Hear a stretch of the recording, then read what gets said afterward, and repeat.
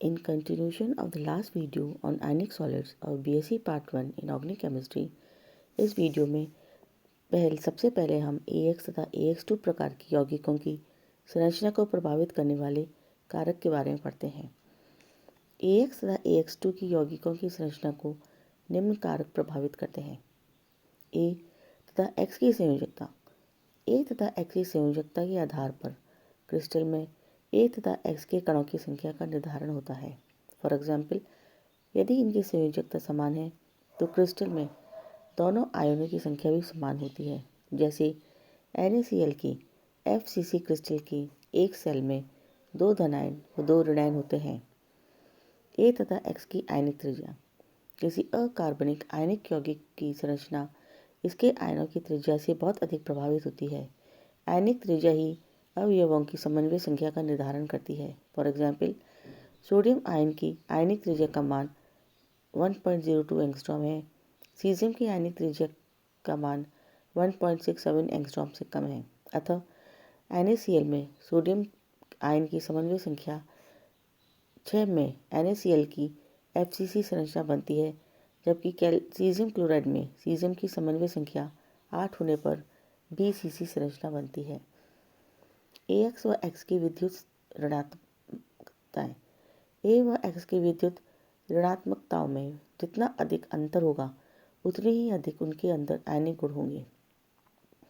ये आयन निबिड संकुल रूप यानी क्लोज पैकिंग लैटिस में व्यवस्थित होकर कठोर आयनिक क्रिस्टल का निर्माण करेंगे। इसके विपरीत विद्युत ऋणात्मक में अंतर कम होने पर क्रिस्टलों में सहसंयोजक गुण उतना हो जाएगा जिसके कारण स्पष्ट आयनों का निर्माण न होकर बढ़ती संरचना वाले क्रिस्टलों का निर्माण होता है।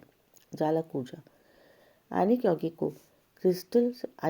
की क्रिस्टल संरचना यौगिक की जालक ऊर्जा के मान पर भी निर्भर करती है।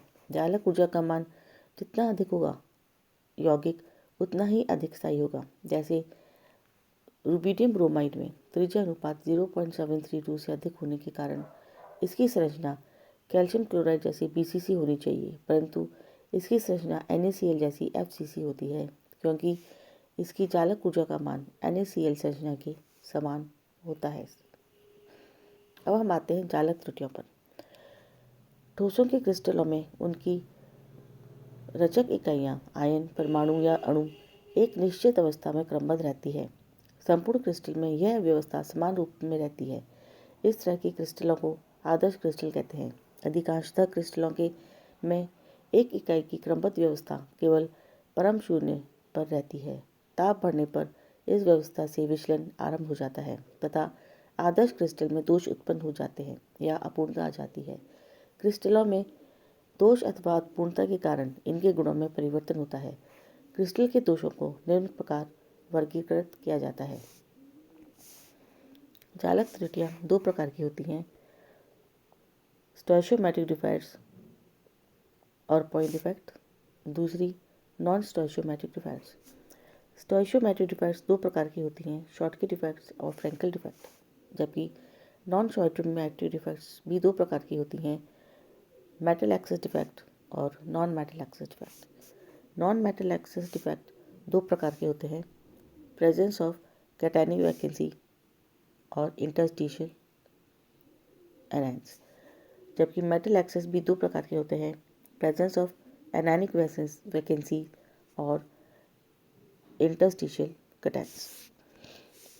अब हम आते हैं स्टोइशियोमेट्रिक डिफेक्ट्स और पॉइंट डिफेक्ट्स पर। क्रिस्टल में अवयवी परमाणु अथवा आयनों की क्रमबद्ध व्यवस्था में दोष उत्पन्न होने को स्टोइशियोमेट्रिक डिफेक्ट या पॉइंट डिफेक्ट कहते हैं। ये धनायन तथा ऋणायनों की अपने उचित स्थान में विचलित होने के कारण उत्पन्न होते हैं। इन ठोसों में ऋणायनों तथा धनायनों की संख्या ठीक उसी अनुपात में होती है जो इनके रासायनिक सूत्र द्वारा दर्शाया गया है। इसलिए इन दोषों को स्टोइशियोमेट्रिक डिफेक्ट्स कहते हैं। ये 2 प्रकार के होते हैं, शॉटकी डिफेक्ट।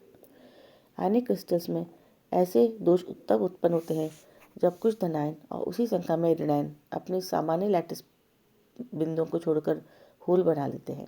धनायनों द्वारा छोड़े गए छिद्रों की संख्या ऋणायनों द्वारा छोड़े गए छिद्रों के बराबर होती है। यह दोष उच्च समन्वय संख्या वाले यौगिकों में पाए जाते हैं और इनमें धनायन व ऋणायन की साइज में भी अधिक अंतर नहीं होता है तथा ताप बढ़ाने पर यह दोष बढ़ते जाते हैं। आयनिक ठोस शॉर्ट की त्रुटियों के कारण विद्युत का थोड़ा चालक हो जाता है, नहीं तो ठोस अवस्था में आयनिक यौगिक विद्युत की इंसुलेटर होते हैं। जब विद्युत बल आरोपित किया जाता है तो निकटवर्ती आयन अपना स्थान छोड़कर रिक्त स्थान पर पहुंच जाता है, जिस कारण एक नई रिक्ति बन जाती है। इस रिक्ति में अब दूसरा आयन आ जाता है और आयन वाले स्थान पर एक नई रिक्ति बन जाती है। इस तरह प्रक्रिया आगे चलती रहती है व इन क्षेत्रों से यौगिक में विद्युत का चालन हो जाता है। फ्रैंकल त्रुटियाँ। इस प्रकार का दोष तब उत्पन्न होता है जब कोई धनायन अपने नियत लैटिस बिंदु से हटकर किसी अंतरकाशी स्थान में चला जाता है। यह त्रुटियाँ कम समन्वय संख्या वाले यौगिकों में पाई जाती हैं तथा धनायन का साइज ऋणायन की तुलना में बहुत कम होता है, जैसे सिल्वर ब्रोमाइड, सिल्वर आयोडाइड आदि।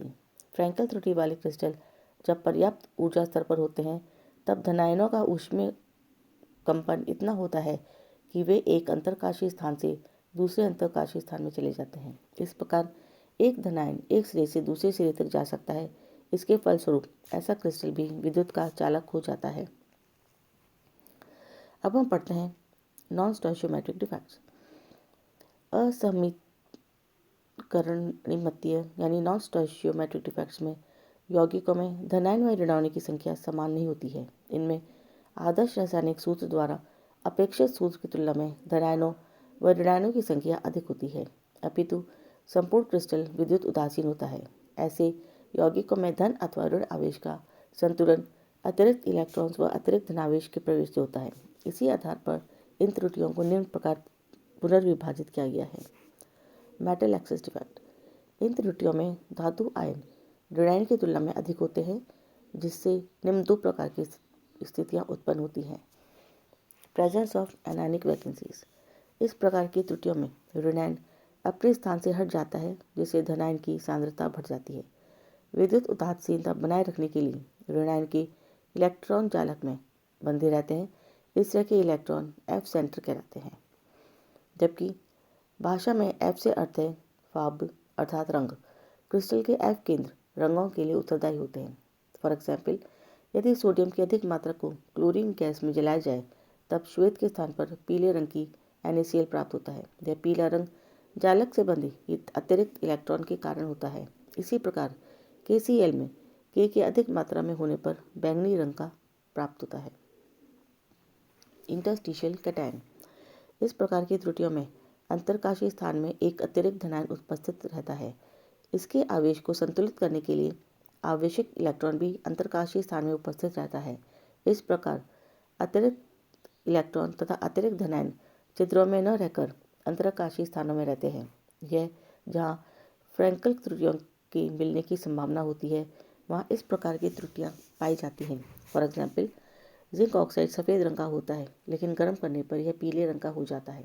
इसका पीला रंग मुक्त इलेक्ट्रॉन की उपस्थिति के कारण होता है। अतः दोनों प्रकार की धातु आदि की त्रुटियाँ मुक्त इलेक्ट्रॉनों की उपस्थिति के कारण चालकता प्रदर्शित करती हैं। इस प्रकार के क्रिस्टलों की चालकता ऋणावेशित इलेक्ट्रॉन्स के कारण होती है, अतः इन्हें N प्रकार का अर्धचालक भी कहा जाता है। अब हम पढ़ते हैं नॉन मेटल एक्सेस डिफेक्ट्स के बारे में। इनमें धातु आयन न्यून में होते हैं, अर्थात अधातु आयन अधिकता में होते हैं। यह भी दो प्रकार के होते हैं। धनायन व्यक्तियों की उपस्थिति। इस प्रकार की त्रुटियों में ऋणायन अर्थात अधातु आयन का अनुपात धनायन की तुलना में अधिक होता है। इस प्रकार की त्रुटियों में एक धातु आयन अपने जालक बिंदु से हटकर जाता है और एक स्थान उत्पन्न हो जाता है। क्रिस्टल की विद्युत उदासीनता बनाए रखने के लिए आसपास के धातु आयनों की ऑक्सीकरण अवस्था बढ़ जाती है। फॉर एग्जाम्पल, फेरस ऑक्साइड, निकल ऑक्साइड, फेरस सल्फाइड आदि। यह दोष शॉर्ट की त्रुटियों के कारण क्रिस्टल में उत्पन्न होता है। अंतरकाशी ऋणायन। जब किसी क्रिस्टल के अंतरकाशी स्थान में अतिरिक्त ऋणायन स्थान ग्रहण कर लेता है तो क्रिस्टल में अधातु आधिक्य त्रुटि आ जाती है। क्रिस्टल की विद्युत उदासीनता को बनाए रखने के लिए धातु आयन अपनी ऑक्सीकरण अवस्था बढ़ा लेते हैं। ऋणायन का आकार बड़ा होने के कारण अंतरकाशी स्थान में फिट नहीं होते हैं। वास्तव में अभी तक ऐसा कोई क्रिस्टल प्राप्त नहीं हुआ है जिसमें इस प्रकार का दोष पाया जाए, अतः इसकी केवल सैद्धांतिक महत्व है। इन त्रुटियों में धनावेश की अधिकता होने के कारण यह पी प्रकार के अर्धचालक भी कहे जाते हैं। That's all for today. Thank you.